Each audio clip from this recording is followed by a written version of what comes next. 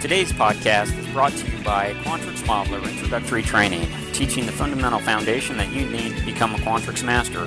Go to quantrixauthority.com to learn more. Show me how you do Quantrix.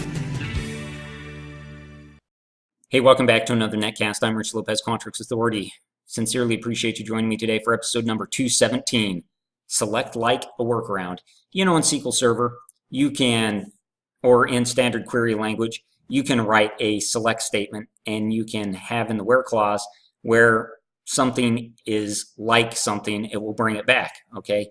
It's called a where like in SQL Server, or in standard query language rather.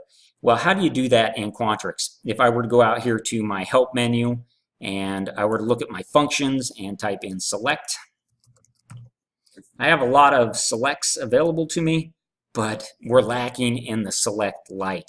So how can we get that to work in Quantrix? Well, I put in a request that they make this happen or make this available, have a select like function. I think I did that about 6 months ago. I rang the bell again at Quantrix Dimensions this past fall. So hopefully in one of these upcoming releases, they'll give us a select like. But in the interim, you know what we have to do? We have to use the search function. So let me show you how I would do a select like as a workaround within Quantrix Modeler. So let's say I have a list of salespeople here for whatever reason. I'll call them salespeople. Why not? And they have units associated with them, okay? And what I want to do is I want to go ahead and I want to summarize these units, but I want to do it, for instance, maybe off of all those that have RI in their name. So that would just be Rick, or I want those that have a T in their name, so that would be Matt and Brett and Mustang here. How can I do that in Quantrix without the functionality of a select like? How can I do that using a select statement? Well, what I would do is I would create a couple of helper columns, right? And in the first one, I would call this search helper. Well, before I get there, let me add another one. I'm going to call this at salesperson, all right? And at salesperson is simply going to be at salesperson right here, or salespeople. When I do that, it brings in the category item name into the cell here. And what I want to do is I want to do a search. And I want to say, go out and search. What's the text I want to find? I want to find this lookup pattern here. What is the target text I want to search? The at salesperson. And I'm just going to hit enter. And what happens is it says, well, I've gone ahead and I found CH in position 3 of this string here.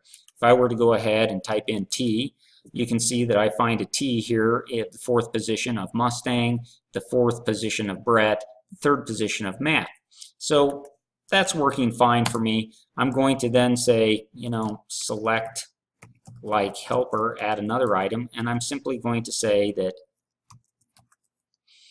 equals if is error, right here, if is error, this guy, then go ahead and give me a blank, otherwise give me a 1, because that tells me that I found something. If I were to go ahead and I were just to sort this descending like this, this is going to help me when I'm actually doing the calculation. So then what I would do is this simple select statement over here in my summary, and I would simply say sum select.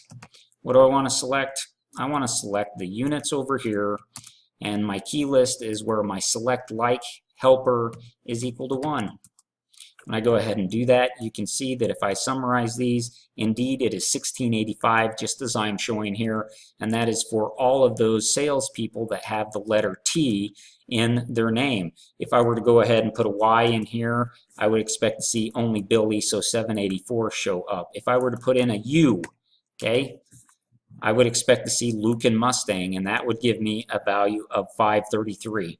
So this is maybe a workaround, a multi-step workaround to use in something like a select like within Quantrix Modeler.